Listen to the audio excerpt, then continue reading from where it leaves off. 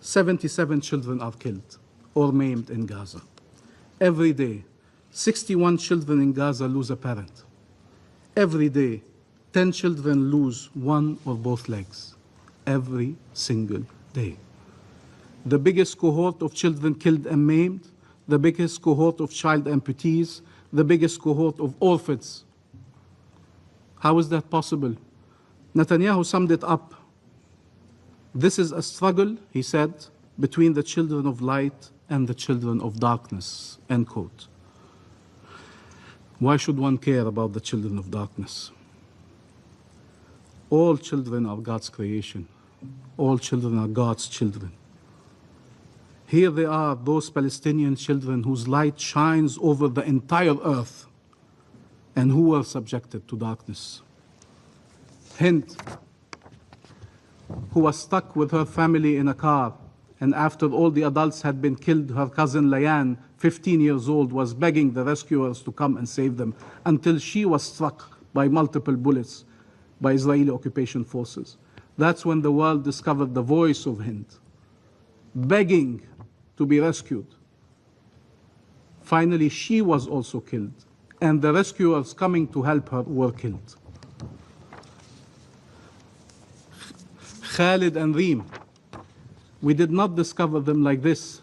They were inseparable. We discovered them only when Reem was killed. And as her grandfather was holding his 3-year-old granddaughter, kissing her as if she was still alive, calling upon her, the soul of his soul, to stay with him. A few months later, Khalid also was killed. Youssef, the 7-year-old, the youngest of his family, the boy with the curly hair, as he will become to be known for all Palestinians and for people around the world, also killed.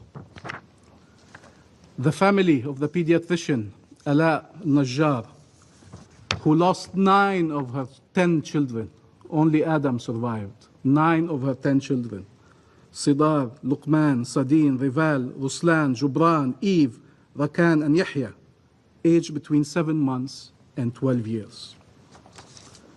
The Arafat family, the entire family found itself under the rubble. 13 members of the family were killed, including 7 children, in an airstrike, and the Israeli forces prevented rescuers from saving them. The images of Hala, 35 years old, as she was calling to be saved from under the rubble, will remain as part of the memory, collective memory of our people. And Salam, that you evoked, Mr. President, 6 months old when she was screened for malnutrition, only to die a few days later. One image among many of our children starving. I will spare you the images of our children burning. Dunya, who lost a leg in an Israeli airstrike, where she lost also her family members, her mother, her father, her brother and sister. And Dunya, resilient, said, I will not lose hope. I will not give up on my dreams. I will become a doctor to help people. She was killed when a tank shell struck a children's ward at Al-Nasr Hospital a few weeks later. Hur lost her leg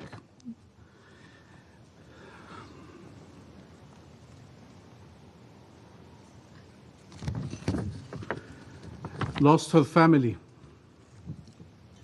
her father, her mother, her 3 brothers.